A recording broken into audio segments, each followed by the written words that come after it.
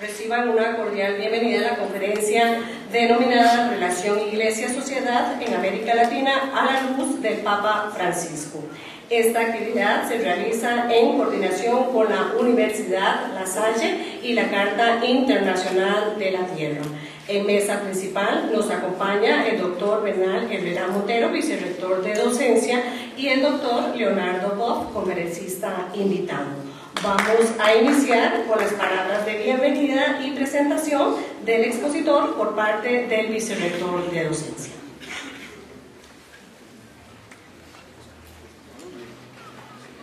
Antes de proceder a hacer la presentación, voy a explicar mínimamente cómo va a ser, después de la presentación de don Leonardo, el asunto de las preguntas. Él tiene un compromiso posteriormente a este, así que va a haber igualmente un espacio más o menos como hasta las 11:30, en el cual ya después va a tener que retirarse. Las preguntas se pueden enviar por correo electrónico a la dirección docencia@ucr.ac.cr, o también se puede mediante mensajes en el Facebook de la Vicerrectoría de Docencia, en el Twitter de la Vicerrectoría de Docencia, o mensaje de texto al 83 47 33 45.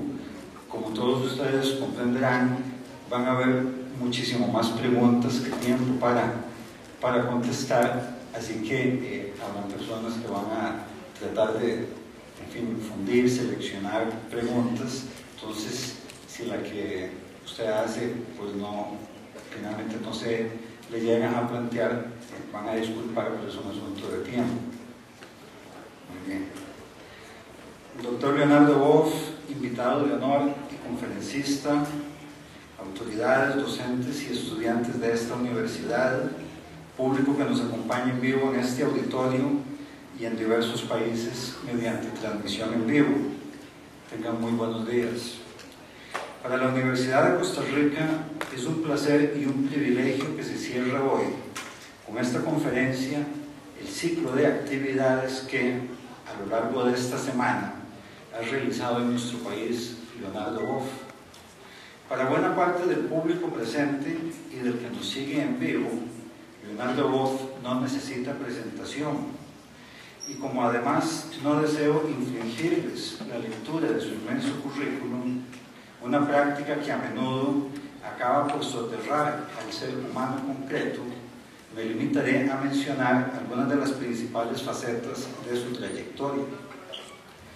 Brasileño, desde muy joven ingresó a la Orden de los Frailes Menores Franciscanos y luego de estudiar filosofía y teología en Brasil, se doctoró en ambas disciplinas en la Universidad de Múnich. Durante 22 años fue profesor de Teología Sistemática y Ecuménica en el Instituto Teológico Franciscano de Petrópolis, en Brasil, país donde ha sido profesor de Teología y Espiritualidad en diversos centros de estudio y universidades. También ha sido profesor visitante en universidades como la de Lisboa, Salamanca, Harvard, Basilea y Heidelberg. Es doctor honoris causa por varias universidades y ha sido galardonado con importantes premios por sus luchas en favor de la ecología, de los excluidos y oprimidos y de los derechos humanos. La lista de tales premios incluye el Premio al Sustento Bien Ganado, otorgado en Estocolmo y también conocido como el Premio Nobel Alternativo. Leonardo Boff es uno de los fundadores y principales exponentes de la teología de la liberación. En 1984, debido a las ideas expuestas en su libro Carisma y Poder, fue sometido a un proceso por parte de la Sagrada Congregación para la Doctrina de la Fe, entonces encabezada por el cardenal Joseph Ratzinger, futuro Papa Benedicto XVI. En 1985, Boff fue condenado a un año de silencio, suspensión ad divinis y depuesto de todas sus funciones editoriales y académicas en el campo religioso. En el año 1992, a punto de ser silenciado de nuevo por las autoridades de la Curia romana, abandonó la orden franciscana. Que esta política de silenciamiento dista de ser cosa del pasado, lo evidencia la condena de John Sobrino por parte de la Iglesia en el 2007. En sus diversas facetas de teólogo, filósofo, escritor, profesor y ecologista, las reflexiones de Leonardo Boff abarcan un amplio espectro de las realidades del mundo actual, y eso lo vemos reflejado en la variedad de su obra, que incluye decenas de libros y aún más numerosos ensayos. Comprometido con la supervivencia de la vida en el planeta, Boff ha venido abogando por una ética planetaria, un nuevo paradigma de convivencia entre la naturaleza y la humanidad, y planteando la necesidad de hacer de la vida y el respeto a la diversidad natural y cultural el eje central de la actividad humana. En relación con la ética planetaria que propugna, nos dice Boff, cito: hoy, como nunca antes en la historia del pensamiento, la palabra ethos en su acepción original ha adquirido actualidad. Ethos en griego significa morada humana, el espacio de la naturaleza que reservamos, organizamos y cuidamos para convertirlo en nuestro hábitat. Pero hoy en día, ethos no es solamente la morada en que habitamos, la ciudad en que vivimos o el país al que pertenecemos. Ethos es la casa común, el planeta Tierra. En consecuencia, necesitamos un ethos planetario. Esta nueva ética le plantea grandes desafíos a la educación, incluyendo el paso hacia un paradigma que promueva la descolonización cultural y la superación del pensamiento único, que respete y aprenda de las diversidades humanas y culturales. Insiste Boff en que de este esfuerzo, cito, podrán nacer entre nosotros los primeros brotes de otro paradigma de civilización que tendrá como centralidad la vida, la humanidad y la tierra, la que algunos llaman también civilización biocentrada. Fin de cita. A lo largo de esta semana en Costa Rica, Leonardo Boff se ha referido a temas de la teología de la liberación, la ética planetaria y los desafíos de la educación. Desde la Universidad de Costa Rica le hemos pedido que, para concluir esta serie de actividades, nos presente sus reflexiones sobre las perspectivas de la relación Iglesia-sociedad en América Latina, en el marco de la reciente elección de la nueva cabeza del catolicismo, una religión cuya influencia es más fuerte en América Latina que en cualquier otro continente. La llegada del nuevo Papa Francisco, sus primeras acciones y el manejo mediático que les ha rodeado han despertado reacciones encontradas en el mundo. Por una parte, tenemos manifestaciones de grandes esperanzas de cambio en la Iglesia, entre ellas las de nuestro conferencista, que en una de sus columnas semanales recientes decía, cito: la Iglesia Católica podría convertirse en una instancia no autoritaria de valores universales, de los derechos humanos, los de la madre tierra y de la naturaleza, contra la cultura de consumo y a favor de una sociedad compartida, de una sobriedad compartida. La cuestión central no es la Iglesia, sino la humanidad y la civilización, que pueden desaparecer. ¿Cómo la Iglesia ayuda a preservarlas? Todo esto es posible y factible, sin renunciar en nada a la esencia de la fe cristiana. Es importante que el Papa Francisco sea un Juan XXIII del tercer mundo, un Papa bueno. Solo así podrá rescatar su credibilidad perdida y ser un faro de espiritualidad y de esperanza para todos, la fe cristiana. Pero también hay reacciones de escepticismo. Para limitarme a un único ejemplo, el periodista argentino Eduardo Ferro publicó en El País el pasado 20 de marzo un artículo donde expresa: el Papa Francisco logró en un puñado de días hacer cuerpo con una iglesia de los pobres.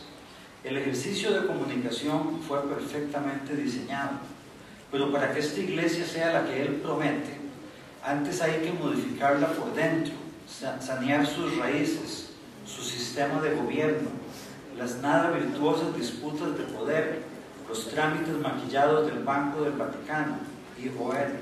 apartar a los curas pedrastas y abusadores de menores, terminar con la persecución interna contra quienes encarnan una iglesia social auténtica, una iglesia de justicia, de justos, una iglesia que ponga sus ojos en esa otra iglesia que vive en los puntos de fractura del planeta, que son tantos y crecen tanto que terminarán por hundir al ser humano, mientras las castas oligarcas y privilegiadas se salvan en el arca de las finanzas.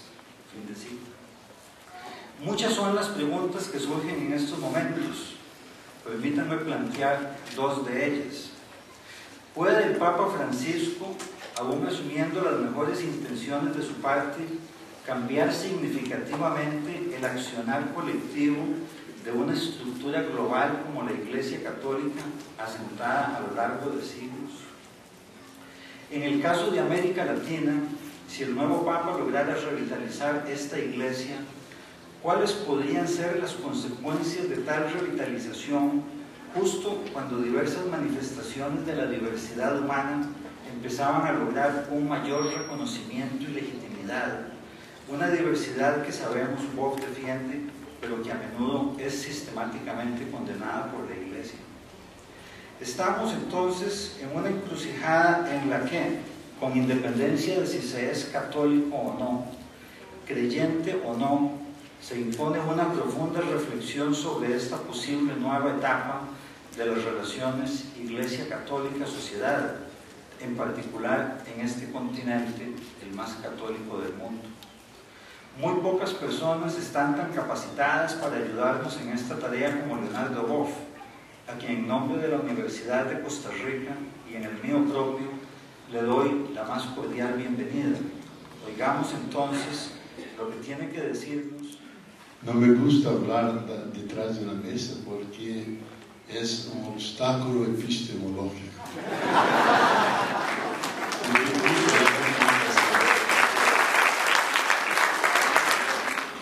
Buenos días a todos y a todas. Quiero agradecer las palabras generosas del rector, y que prácticamente ha resumido lo que yo quería decir. Entonces, es una prueba que estamos bien en la misma línea. Mira, yo creo que el tema es actual, es un poco arriesgado porque no se pasaron todavía 100 días que el gobierno de presencia del Papa Francisco, por eso no tenemos la distancia suficiente para hacer un juicio más sensato, más equilibrado, pero nos ha dado señales importantes que muchas cosas van a cambiar en la Iglesia, porque Él mismo ha cambiado, no porque lo eligieron Papa, porque ha hecho cambios ya en su vida en Argentina, y a raíz de esto creo que lo eligieron Papa, porque personalmente ha hecho una opción por los pobres, vivía pobre en un apartamento pequeño, no en un palacio, cocinaba su comida, no utilizaba el coche oficial del cardenal, sino el bus, el metro, se compraba los periódicos de las esquinas, iba solo las vías miserias para hablar con el pueblo. Entonces hay señales de una personalidad que ha tomado muy en serio la dimensión espiritual, evangélica de la vida. Yo lo conocí en 1972 en el Gran Colegio San Miguel que los jesuitas tienen ahí en Buenos Aires, en un encuentro sobre espiritualidad, y nos echó una excelente charla porque es de su especialidad, sobre espiritualidad. Y ahí decía, yo me acuerdo todavía, que la espiritualidad hoy tiene que ser una espiritualidad que abraza el mundo. Y si no abraza el mundo, no es una espiritualidad a la altura de los retos y desafíos que estamos viviendo. Pero antes de entrar la significación que el Papa puede tener para el futuro de la Iglesia y también para las democracias de América Latina, para situar un poco el horizonte más vasto y que nos permite entender ciertos fenómenos de la Iglesia. Yo quería hacer un pequeño comentario sobre dos actitudes fundamentales o dos modelos fundamentales de iglesia que están vigentes y que no se compaginan muy bien. Pueden articularse, pero son caminos diferentes. Primero es la visión de entender la iglesia como testimonio. La segunda, la iglesia como diálogo. Juan Pablo II y Papa Benedicto XVI entendía la iglesia como una instancia de testimonio.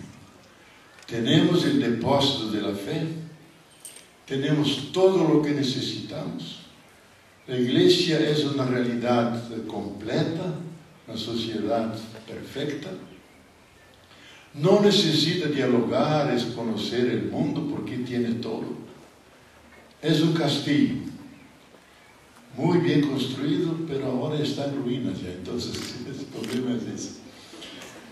Y la tarea es como Juan Pablo II la realizaba, con la cruz, mostrando al mundo, evangelizando, anunciando, con el presupuesto de que la iglesia tiene una excepcionalidad. Ella es la única portadora de la verdad, la única intérprete legítima de la ley natural y que es la única representante de Cristo. Las demás iglesias no son iglesias, tienen solo elementos eclesiales. Eso el cardenal Ratzinger lo subrayó hasta lo absurdo en un documento de 2001, con el cual yo personalmente me hice una polémica con él, que salió después en Alemania, Streit mit dem Kardinal, una pelea con el cardenal. Porque eso era humillar a todas las demás iglesias. Con tal que los 7 obispos luteranos de Alemania, yo estaba dando clases en Heidelberg, quisieron pasar un día entero conmigo para discutir eso, porque se destruía 50 años de ecumenismo. Y eso no era posible. Pero era esa visión de una iglesia de cristiandad.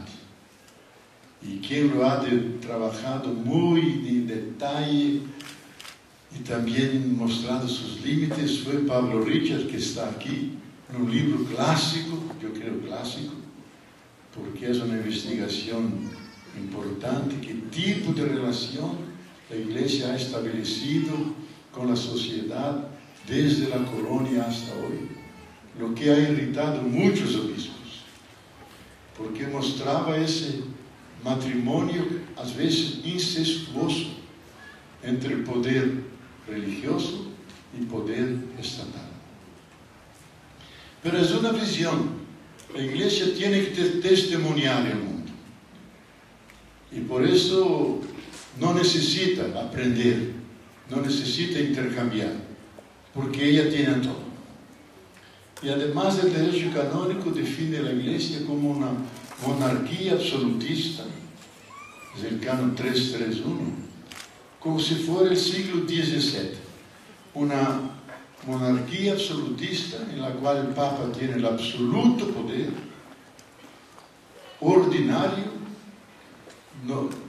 cotidiano, sobre toda la iglesia y sobre cada uno de los fieles. Y en algunos puntos ese poder es infalible. Si uno borra la palabra Papa y pone Dios, funciona perfectamente. Por ahí se ve que eso es demasiado, no se puede. Eso es una exageración intolerable. No hace que Jesús viniera, yo creo que iba a desaparecer en la Siberia para no tener que aceptar ese tipo de cosas que no tiene absolutamente nada con el Evangelio. Entonces, hay un modelo de iglesia de testimonio que no dialoga, critica el mundo moderno por su relatividad, por su secularismo, por su materialismo. No tiene nada que aprender, porque tiene todo. Él llama eso depositum fidei, el depósito de la fe. Hay la otra, que era del Concilio Vaticano II, especialmente de Pablo VI. Dice la iglesia de diálogo. Tiene que dialogar con toda la sociedad, con el mundo. Ella enseña, pero puede aprender mucho de ese intercambio en el presupuesto que el Espíritu Santo llega antes del misionero. El Espíritu Santo está en las culturas, en la forma de amor, de solidaridad, de compasión, de bondad, y que la iglesia tiene que encontrar el Dios que está en la humanidad, porque todos son hijos y hijas de Dios.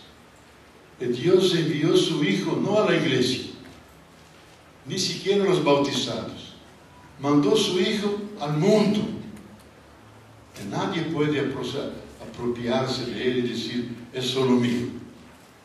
Entonces Jesús resucitado está empapando la realidad. El primer modelo de testimonio es el Jesús crucificado fundamentalmente.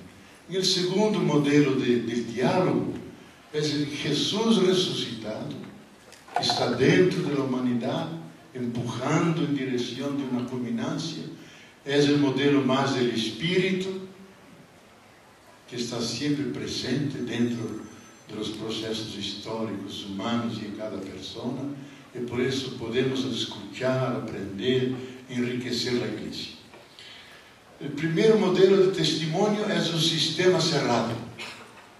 El segundo, un sistema abierto.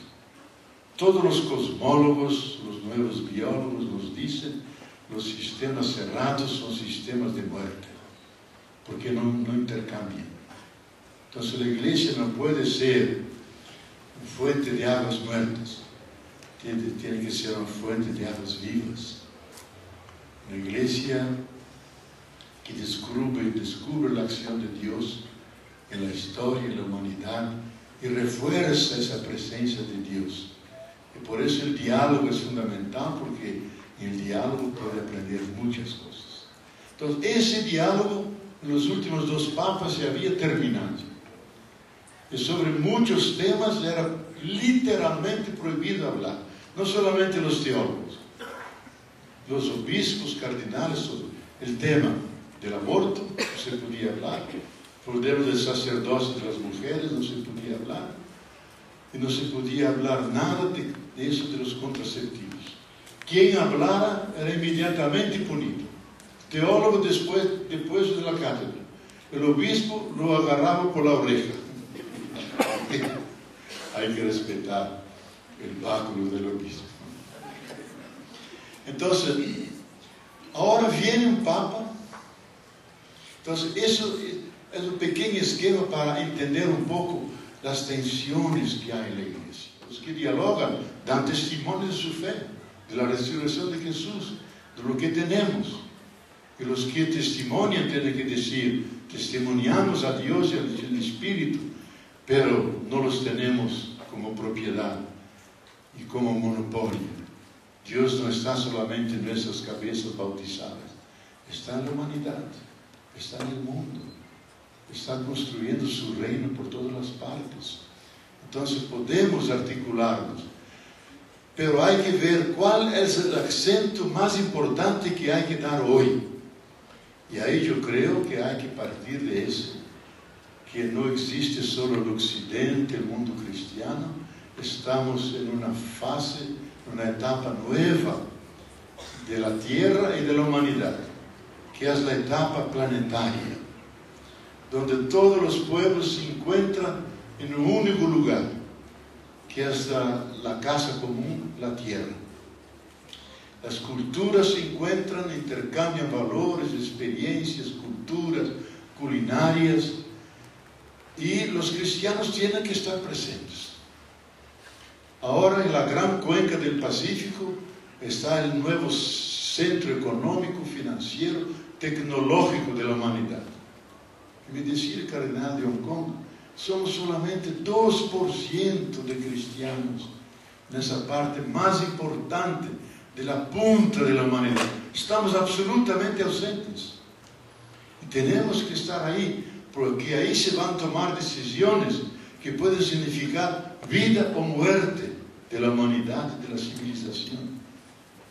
Entonces yo creo que ahora viene un papa de estas partes, del Gran Sur, donde están los pobres del mundo.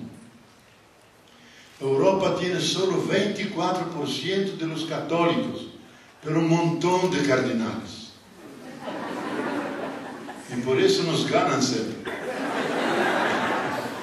En el tercer mundo están 60%. Y otros distribuidos por ahí. 60% de los católicos están en el tercer mundo. 42% en América Latina. Entonces reivindicamos por justicia más cardenales para que al votar pueda equilibrar la disputa del poder, porque antes del Espíritu Santo entrar hay una guerra entre ellos y se disputa. Pero hay siempre brechas donde el Espíritu Santo aprovecha la cuña y entra, porque es difícil de entrar ahí. Porque donde hay poder, hay disputa, y hay antipoder, y hay competencia. Y esa es la lógica del poder. Eso no cambia porque es poder religioso. Es igual a todos los poderes. Entonces, viene alguien del tercer mundo, donde son iglesias que ya no se presentan como iglesias espejo de las iglesias europeas. Son iglesias fuentes, porque han hecho ensayos de vida cristiana, de pastoral, de liturgia. Tenemos nuestros santos y nuestros mártires, todavía no canonizados, pero canonizados ya por el pueblo, como Romero, Angelelli, el del Cámara y tantos, que yo creo que ese Papa inmediatamente va a canonizar. Ya lo decía hace tiempo, que hay que canonizar a Romero. Ahora que él tiene el poder, lo tiene que hacer.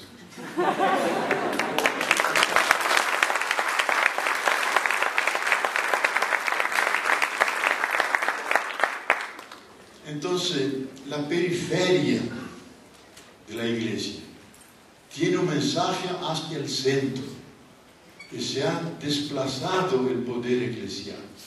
No está más en ellos, sino está en esas iglesias de la periferia, donde hay mucha vida, están creciendo, África, Asia, América Latina. Y yo sospecho que la situación interna de la iglesia estaba tan mal, que los cardenales europeos se han sentido humillados y avergonzados, diciendo, no, ser papa en esas circunstancias no queremos. Y han llamado a alguien de afuera del juego del poder, de los escándalos, de los crímenes. Hay criminalidad dentro de la curia. No es solamente pecados que uno confesa, ya está perdonado y sigue adelante, como suele ser entre católicos. Ahí hay crímenes que tienen que ser llevados a los tribunales. Crímenes del Banco Vaticano, donde millones de euros fueron desviados, y donde estaban implicados cardenales, arzobispos, coligados con la mafia y con los multimillonarios italianos que querían escaparse de las medidas duras del primer ministro Monti, y utilizaban el buen nombre del Banco Vaticano para enviar euros para Alemania y Estados Unidos. Pero cuando en un día fueron enviados 30 millones de euros para Alemania, el Banco Central Italiano intervino. Y era el grupo de la mafia que estaba utilizando el Banco Vaticano. Y es un banco muy raro porque las personas no tienen cuentas personales, números solo. Tener número es para facilitar la baja de dinero. Uno no sabe quién es el dueño. Y ahí el Papa Benedicto XVI nombró una comisión para intervenir. Y Sodano, que está metido en eso, prohibió que el grupo de intervención actuara. Entonces el Papa, desesperado, llamó un científico nuclear de submarinos atómicos alemanes para ser presidente del banco. No sé qué relación tiene un científico nuclear, tal vez para meter pequeñas bombas ahí. Con tal que el banco está bajo intervención y los bancos mundiales no pueden hacer ningún negocio con el Banco Vaticano. Y han cerrado todas las dependencias. Entonces ahí hay crímenes. Y bueno que Francisco sea un jesuita, porque los jesuitas son muy bien formados, son de la modernidad y son duros, tienen estrategia. Ahí no hay que ser franciscano. Franciscano es muy dulce, muy bueno, hay que comprender. No, aquí no hay que comprender nada, hay que meter la mano.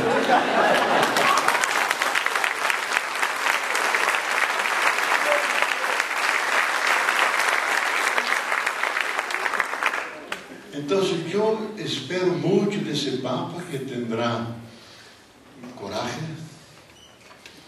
tendrá fuerza interior para hacer intervenciones que son fundamentales para rescatar la credibilidad de la Iglesia, porque ella no fue atacada desde afuera, sino desde dentro, desde su manera de organizarse, que ha facilitado situaciones criminales. Y con los pedófilos, mientras eran solo sacerdotes, se toleraba, se transfería, se ocultaba. Después descubrieron un montón de obispos pedófilos, y un americano articulaba todo un grupo de sacerdotes. Después descubrieron 2 cardenales pedófilos, y uno estaba listo para ir al cónclave. El Papa dijo: no venga y demítase. Imagínate, se va al cónclave un pedófilo. Y eso para los demás cardinales.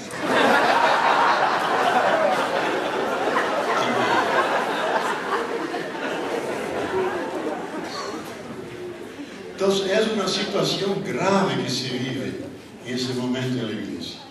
Nosotros tenemos que ayudarla con espíritu de una crítica positiva, deseando lo mejor, que ese Papa pueda realizar una misión realmente liberadora, que limpie, que rescata el sentido original del cristianismo, porque todo que es sano puede hacerse enfermo.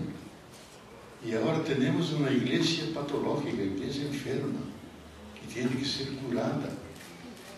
Y Él tiene la posibilidad de hacerlo, desde que haga cambios fundamentales. Yo puedo imaginar como muchos bispos y cardenales están muy molestos en ese momento, porque el Papa vive de extrema humildad, se despojó de todos los siglos de poder, no vivía en el palacio en Argentina, no está en la gran habitación de los papas donde siempre vivieron. No, dice: muy demasiado aquí, muy grande, aquí cabe 300 personas, yo quiero algo pequeño que sea todo en la mano. Ella pidió ahí un cuartito pequeño donde está trabajando. Y cuando quisieron imponer la mozzeta es ese manto que los emperadores usaban, que es llena de oro y plata, dijo el secretario: el carnaval se terminó, lleve eso. Y salió blanquito, con su hábito blanquito, haciendo una profunda veneración al pueblo, pidiendo que el pueblo de Dios lo bendiciera. ¿Qué significa esto? Da centralidad al pueblo de Dios. Después Él va a bendecir al pueblo. El domingo fue celebrar la parroquia del Papa, que está en los límites del Vaticano con Italia. Y yo soy obispo de Roma y párroco de esa iglesia. Celebró la misa, después fue afuera a saludar a cada uno de los fieles. No fue inmediatamente a la sacristía. Él no se llama Papa, sino obispo de Roma. Y cuando pidió oraciones al Papa emérito. No dije vamos a rezar al Papa emérito. Vamos a rezar para el obispo de Roma emérito, Joseph Ratzinger. Lo desbancó de Papa a cardenal y a obispo de Roma. Pero en Roma dice que Bergoglio no es argentino. Si fuera argentino, su nombre sería Jesús II.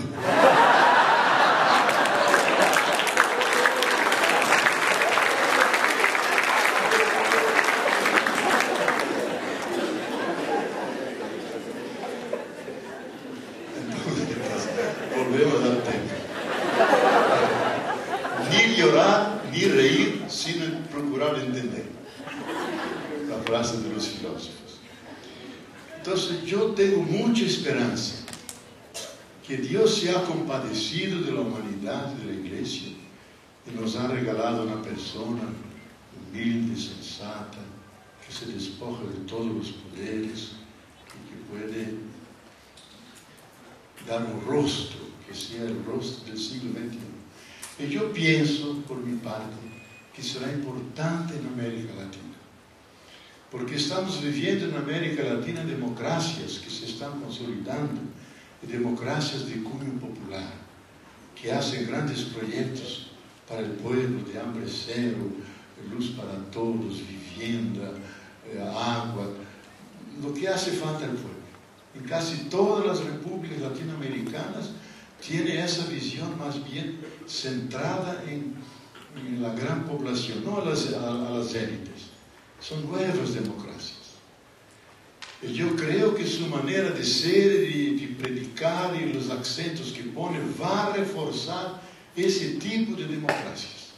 Y que será bueno para nosotros tener un Papa que pone en apuros y incomodidad la Opus Dei, comunión y oración.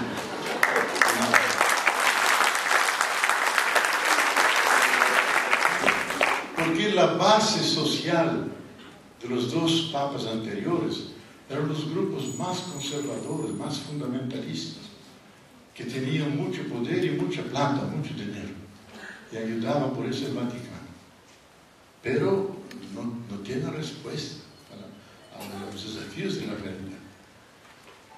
Y yo puedo imaginarme, como decía antes, como muchos obispos y cardenales, seguramente yo, por lo menos con los medios que tengo, voy a cobrarles. Tiene que abandonar el palacio, tiene que vivir el pacto de las catacumbas. Cuando al final del concilio 30 obispos fueron a las catacumbas y han hecho un pacto de al llegar a su país, abandonar el palacio, todos los siglos de poder, vivir en la periferia, en casas populares. Y el del Cámara abandonó un palacio maravilloso de la colonia, fue a vivir en una media agua, en una parroquia en la periferia, una pequeña sala, ahí recibía a las personas. Y otros hicieron igual. Entonces el ejemplo del Papa será un reto a muchos, para ser efectivamente sacerdotes y obispos más pobres, más humildes, no tener la ostentación, y terminar con el carnaval de Río de Janeiro que se realiza en Roma cuando desfilan los cardenales. Eso es una vergüenza.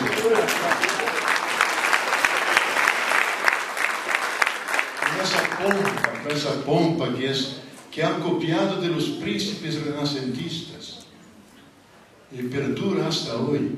Y los cristianos en las bases que leen la Biblia en grupo, en Brasil hay casi 2 millones de círculos bíblicos, dicen que no es posible. Leemos el Evangelio de Jesús pobre, que no tenía una piedra donde poner su cabeza, y ahí están los príncipes de la iglesia, porque así los llama el derecho canónico, príncipes, con toda esa pompa y gloria. Digo, no es posible, muy contradictorio, no se compagina.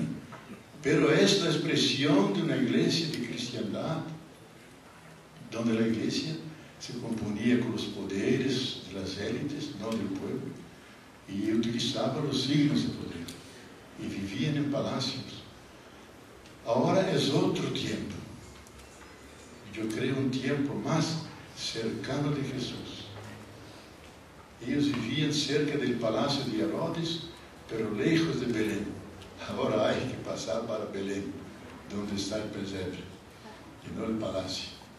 Entonces, ese es un reto de conversión real. Para mí, conversión es dejar el centro y marcharse hacia la periferia. ¿Dónde está el pueblo? ¿Dónde están los pobres? Donde la iglesia puede mostrar su dimensión de liberación, su dimensión de presencia, de humanidad, de reforzar a los que están débiles, de dar coraje a los pobres para que se organicen y hagan su camino. Entonces yo tengo mucha esperanza. Antes criticaba mucho a los papas, los Twitter me combaten mucho. Digo, ahora tú defiendes con todas las uñas ese papa. Digo, yo no defiendo el papa, defiendo una actitud, unos hábitos, un camino que él está inaugurando. Ese que hay que defender. Puede ser otra persona, pero es en el momento el Papa Bergoglio que ha eso hecho. Entonces, yo creo que será bueno para nuestras sociedades latinoamericanas. Y voy a decir algo que es muy polémico y no quiero suscitar más polémica, que yo sé que existe en ese país y en otras partes, también en Argentina, España, Italia, que por razones históricas de un régimen de cristiandad, donde los dos poderes marchaban juntos, iglesia y Estado, y ahí entonces la iglesia tiene un privilegio de ser la iglesia, la religión oficial del Estado. Pero ese es un fósil, es un resto de un modelo de iglesia que ya no existe. Entonces yo creo que hay que aceptar que las sociedades modernas han creado la democracia, y no solamente democracia que todos pueden participar, democracias pluralistas, democracia y pluralidad, étnica, religiosa, ideológica, que todos dentro de ese espacio común pueden estar presentes, y el Estado es laico, no laicista, que laicista niega la religión, niega todo lo que es trascendente. Laico dice lo siguiente: yo respeto todas las religiones, todos los movimientos espirituales, creo el espacio jurídico para que puedan situarse dentro, y todo tiene que respetar, porque hay cosas que a veces hieren las leyes públicas. Respeto todas ellas, valoro a todas, porque todas las religiones y caminos espirituales tienen una contribución civilizatoria a dar, porque predican virtudes, amor a la verdad, no ser corruptos, no ser violentos. Es una escuela de pedagogía, de educación al pueblo. Y que todos están en pie de igualdad, y que nadie puede reivindicar una excepcionalidad, sino que todos tienen su lugar y crecen juntos. Y lo importante es que dialoguen entre ellos, que haya mutuo reconocimiento, que no es difícil, porque muchas iglesias combaten a otras y tal, y otras se transforman en religiones del mercado, que hablan más al bolsillo de las personas que su corazón. Es el verdadero negocio, que es la perversión de lo religioso, porque la religión no es hecha para hacer plata. A pesar de que Ernst Bloch, ese grande pensador del principio esperanza, dice: en donde hay religión hay mucha esperanza, y dice, pero también mucha plata. Sí, porque uno es pobre, hace novenas y promesas y ofrece incluso la dentadura a la santa para curarse. Pero entonces el Estado no es contra ninguna religión, eso sería laicismo, y hubo una vez. Pero el Estado laico es el Estado que permite y aprecia todas las religiones, permite que ellas vivan. Y esa perspectiva yo creo que va a ayudar a las iglesias a encontrar su lugar. En Argentina es un problema enorme para los obispos, porque es una iglesia del Estado, el Estado paga el salario a los párrocos, a los obispos en el mismo nivel de ministros de Estado, Entonces era difícil hacer la denuncia de las torturas. ¿Por qué? Porque pertenecían al mismo bloque histórico. Igual en España, igual en Italia. Brasil nunca hubo eso. Brasil fue desde el principio laico, y cuando vino el Papa Benedicto XVI, tuvo una reunión privada con Lula, él me lo contó, para que la iglesia tuviera algunos privilegios. Y Lula dice: santidad, yo como presidente tengo que obedecer la Constitución. La Constitución dice que el país es laico. Yo no puedo dar privilegio a ninguna religión. Respeto a todas, soy cristiano católico, pero soy presidente de un país que acoge todas las religiones. Entonces, santidad, las iglesias católicas tienen que tener su lugar dentro de la democracia. Y efectivamente así es. Intenta imponer sus leyes sobre el aborto, sobre los homoafectivos, etc. Muy bien, la democracia, el marco democrático puede poner. Pero vamos a discutir todo eso. Y encontrar un camino, convergencias que sean buenas para la humanidad. Que no dividan, que no creen conflictos y rechazos y que son dañinos, porque Dios es Dios de unidad. Dios está por encima de todos, es Padre y Madre de todos. Entonces ahí hay que vivir una dimensión muy, digamos, ecuménica. Hace pocos días, así voy terminando, dijo un protestante: a los homoafectivos hay que condenarlos porque es un pecado contra Dios, está en la Escritura. Yo digo: hermano, entonces lea en Levítico 17, porque ahí se dice: si tú encuentras un hombre que se acosta con otro hombre como si fuera mujer, tú tienes que matarlo, apedrejarlo, se dice, apedrejarlo. Digo: haga eso para ver lo que te acontece. Serás un criminoso y vas a la prisión. Entonces no basta con citar la Biblia, dice. Hay que mirar los tiempos que cambian, las mentalidades, y no ser fundamentalistas. Me ha contado un sacerdote argentino que hace unos 3 meses que el cardenal Bergoglio fue consultado por una pareja de homoafectivos que querían adoptar un niño. Y él dice: ustedes aman de verdad, van a educarlos en los principios éticos y cristianos. Sí, vamos a hacerlo. Entonces, muy bien. Si hay amor, si hay esa voluntad, adopte el niño. Se ve una flexibilidad en él. No es algo cerrado. ¿Por qué? Porque se mueve por razones teológicas y no meramente moralísticas. Si hay verdadero amor, y no hay por qué negar que hay amor, ahí entonces hay que respetar. Sé que es una cuestión polémica, no tengo la solución, pero tenemos que discutir eso en el espacio democrático, porque vivimos en una fase de una democracia abierta, que se enriquece en el diálogo. No tenemos que ser rígidos, ni exigir de nosotros una situación de excepcionalidad, porque los papas han exagerado en la historia. Primero el Papa era sucesor del pastor, del pescador Pedro. No contentes con eso, se hicieron sucesor de Cristo. No contente con eso, a partir del Papa Inocencio IV, representante de Dios. Y nunca han negado eso. En nombre de eso, los 2 papas han dividido el mundo. Una parte para España, otra parte para Portugal. Y si uno lee el texto se pone desesperado.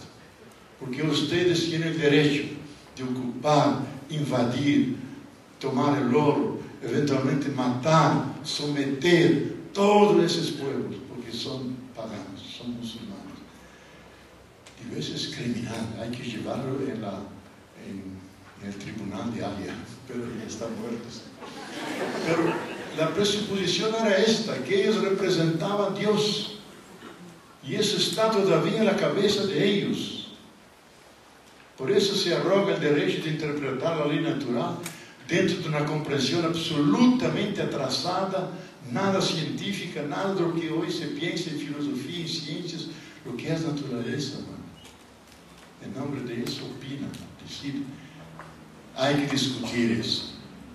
La discusión va a enriquecer también la cabeza de ellos, que hay que pensar diferente en la naturaleza humana, como un sistema abierto, pues, y el ser humano como un proyecto infinito, con 1000 capacidades de manifestarse, de revelar maneras diferentes de ser humano, y ahí aceptar eso como revelaciones posibles de dimensiones de Dios, de su infinitud, de su grandeza, de su misterio. Entonces, mirar con los ojos más místicos la realidad, descubriendo que por detrás existe una fuerza poderosa y amorosa, que es el Espíritu de Dios, que conduce la historia. Ya lo decía eso, la Pagina Terris, que el Espíritu conduce la historia con amabilidad. Entonces, yo creo que ese Papa tendrá, porque viene de la espiritualidad, tendrá un ojo más religioso, más místico, que va a descubrir por detrás de las cosas Dios presente, actuando en todos. Y la función de los cristianos y de los papas es, ahí sí, testimoniar que Dios está en la humanidad, no solamente en la iglesia, y que hay que cultivar la veneración, el respeto, cultivar valores intangibles espirituales, como es la solidaridad, desde los últimos. Hay que calificar la solidaridad, porque los mafiosos también son solidarios entre ellos. Entonces, solidaridad desde los últimos.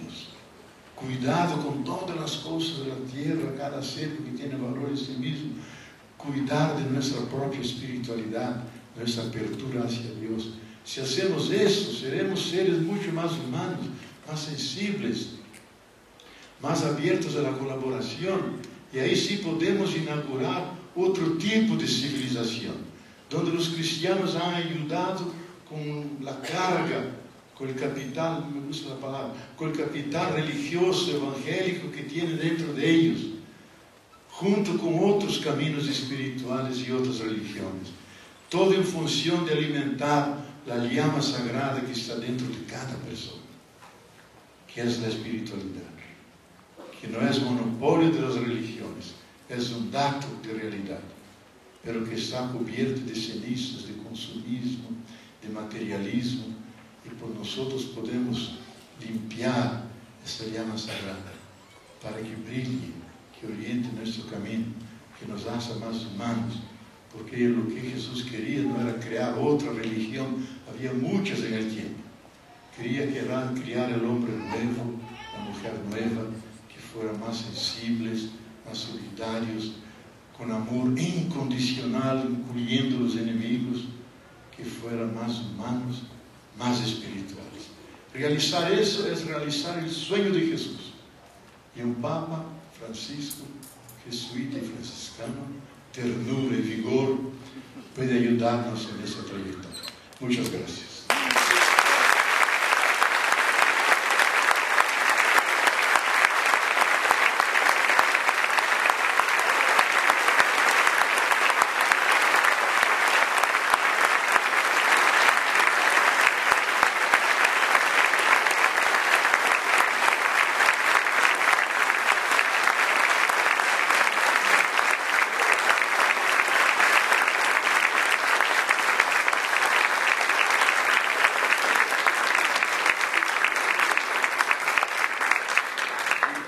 Se va a abrir un periodo de preguntas que consiste en leer textualmente las enviadas al correo electrónico. La primera dice: ¿es cierto que el Papa le dio la espalda a sacerdotes y al pueblo durante la dictadura de Videla? Repito, ¿es cierto que el Papa le dio la espalda a sacerdotes y al pueblo durante la dictadura de Videla?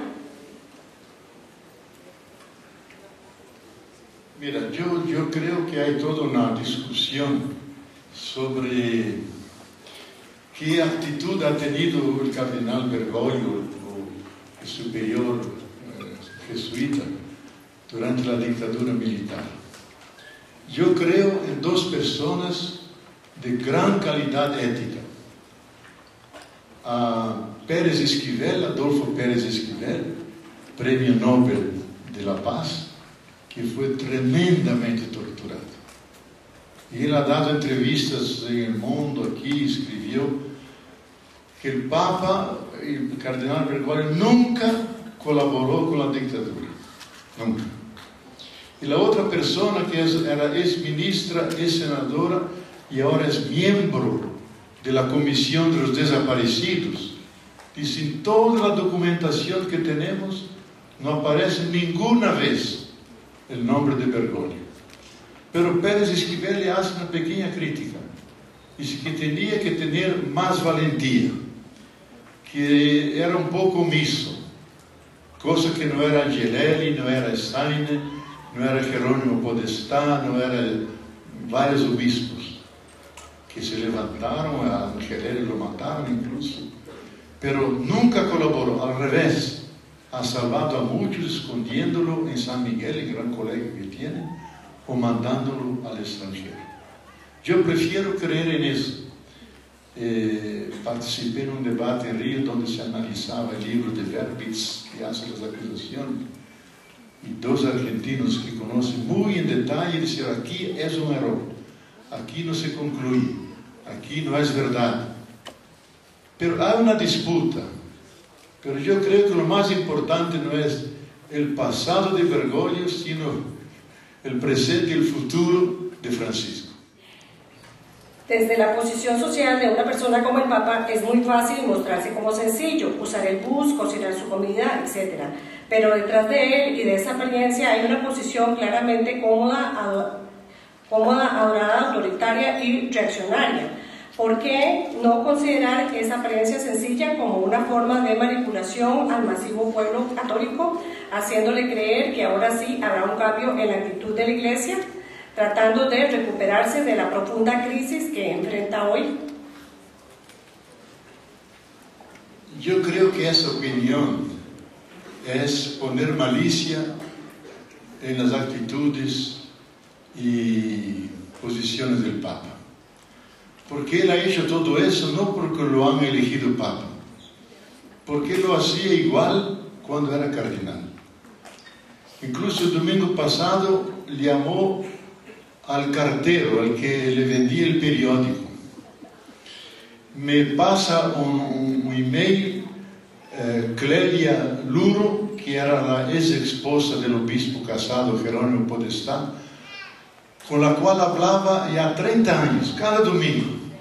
Ella me llama y dice: hoy, domingo de Pascua, el Papa me llama y dice: no soy amigo infiel, te llamo.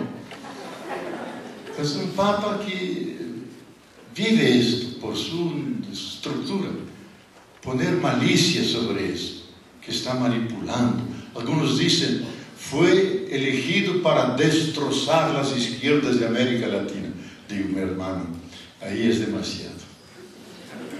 Tener sospechas sí, pero ya pasar de la sospecha a afirmaciones de ese orden es demasiado contradictorio con la vida de él y con la forma como él tranquilamente está actuando de forma muy coherente, sin gran aparato, sin hacer discursos, porque el pueblo se da cuenta.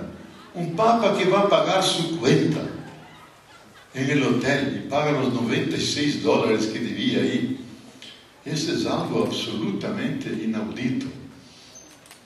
Y él fue buscar ahí su maletín, sus ropas, su pijama, lo que sea, y llevarlo al Vaticano.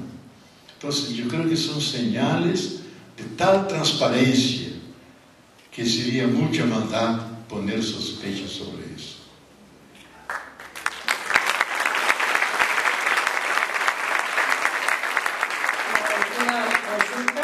Dice: ¿cómo se puede conciliar el hecho de ser católico y aceptar los preceptos de la Iglesia con todos los escándalos y malas acciones? ¿Se puede aceptar solo en parte? ¿Se puede ser católico y rechazar el Vaticano y lo que significa?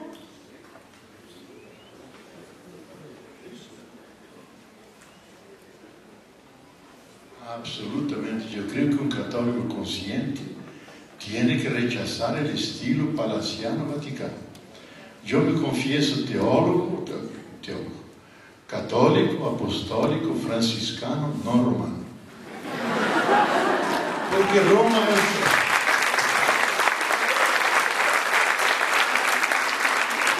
Roma es una visión imperial, jurídica.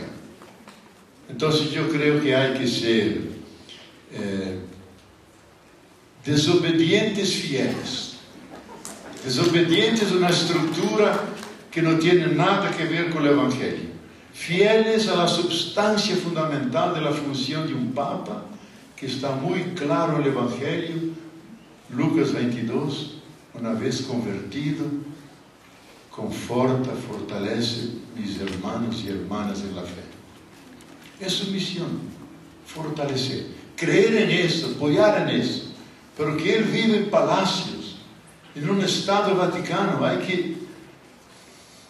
Pues la opinión de Elder Cámara, diciéndolo a Pablo VI, vamos a entregar toda esa riqueza fantástica que la fe cristiana ha creado aquí en el Vaticano, vamos a entregarla a la ONU, como beneficio a la humanidad. Y el Papa puede vivir fuera, para un espacio grande, para recibir personas. Y ahora sabemos que dos días antes de morir, Juan Pablo I reunió a los cardenales para estudiar la forma de salir del Vaticano. 2 días después apareció muerto, de forma misteriosa. Entonces yo creo, uno puede ser cristiano, ligado al Evangelio, pero un cristiano adulto, crítico, que dice, hay cosas que Ratzinger escribió como teólogo un artículo fantástico. Dice, ¿cómo debe ser la actitud de un cristiano de cara a Pedro? Dice, tiene que tener la misma actitud que Jesucristo ha tenido. Si Pedro profesa la fe y a partir de eso cambia el nombre, sobre esta fe se construye la iglesia. Y luego después, inmediatamente después, Pedro no entiende el designio de Dios, que tiene que morir, que Jesús tiene que morir, ir a Jerusalén. Lo llama Satanás, aléjate de mí. Entonces dice él, un cristiano adulto debe saber cuándo el Papa es piedra y cuándo es Satanás. Mira, es Joseph Cardinal Ratzinger. No, era solo teólogo, por eso tenía más libertad, podía decir todo eso. Pero es la actitud que debemos tener, profunda adhesión, porque es símbolo de unidad, de continuidad, y eso tiene mucho valor. Pero puede tener excesos. Para mí es un símbolo muy importante el Papa Juan XXIII, cuando le presentaron el libro grande, con todos los documentos oficiales de dogmas, el famoso Inquiridio, con la edición nueva, que el grupo de Bolonia, del gran centro de estudios eclesiásticos, le presentaron el documento crítico. Y el Papa lo puso abajo y los 2 pies encima. Los 2 pies encima. Para decir, muy bien todo eso, pero la iglesia tiene que seguir. Eso es una base, es un ladrillo. Y él puso los pies encima. Es un símbolo importantísimo. Y eso creo que es la actitud que debemos tener. De amor, de deferencia, es por la función que tiene, es un servicio a la cristiandad, pero no perder nuestro sentido evangélico de libertad. Y de vivir la libertad, como se dice en Gálatas 5:1. Cristianos, Cristo nos llamó a la libertad, no aceptemos nunca el sometimiento. Tenemos que vivir esa libertad de los hijos e hijas de Dios, incluso de cara al Papa. Y Pedro se enfrentó, Pablo se enfrentó a Pedro, se pelearon ahí, después llegaron a una combinación. Entonces yo creo que tiene que ser una actitud abierta, de amor, pero no sin espíritu crítico, que se inspira en las propias actitudes de Jesús.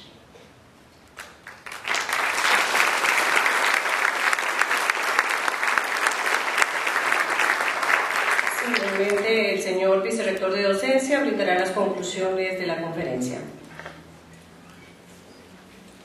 Más que conclusiones, realmente lo que quisiera es agradecerle enormemente a don Bernardo Boff por todo lo que ha venido a compartir con nosotros.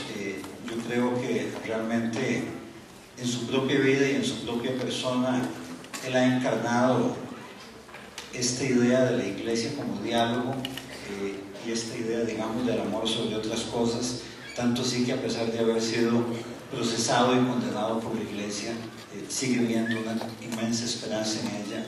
Así que realmente lo felicitamos por esa coherencia entre lo que ha dicho y lo que ha hecho a lo largo de su vida. Muchas gracias.